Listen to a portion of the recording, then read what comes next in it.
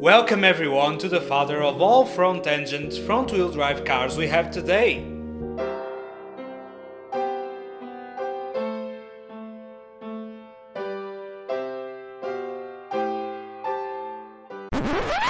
I know what you're saying right now, but what about the Mini?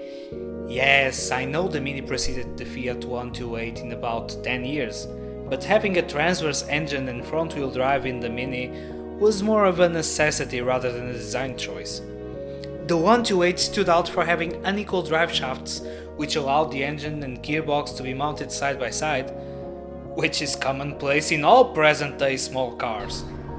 This is so much fun to drive. I have no problem keeping up with modern-day traffic,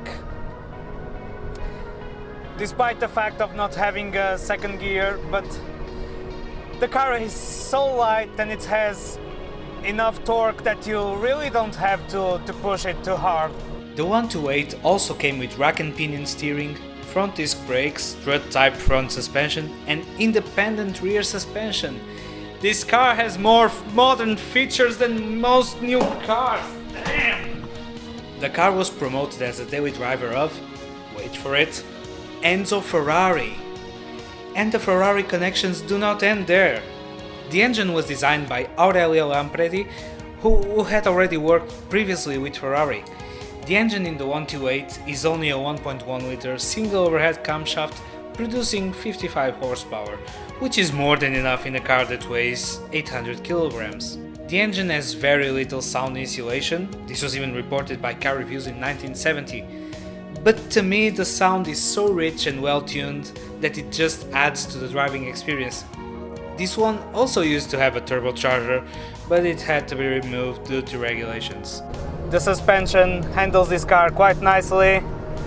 I don't have to work too much with the steering wheel to keep the car cornering.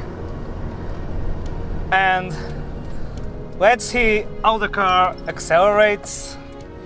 You can see this old girl still has some strength in her legs.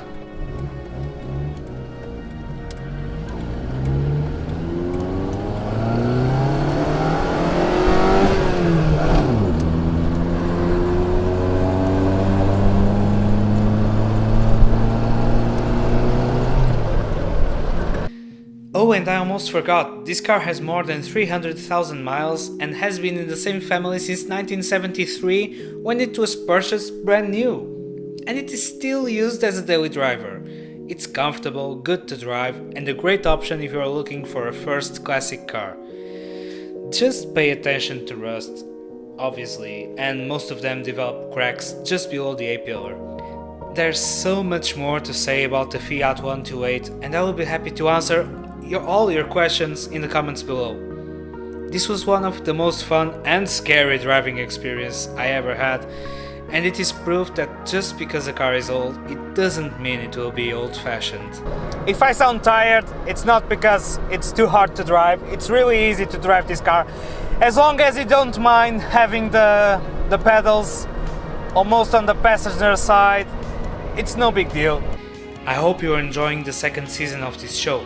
I want to dedicate this video to Machi, the author of the wonderful music playing in this video. It's called Prés de lac Rumare and I can't get enough of it. Check out her channel here or follow the links in the description. As always, thank you everyone for watching.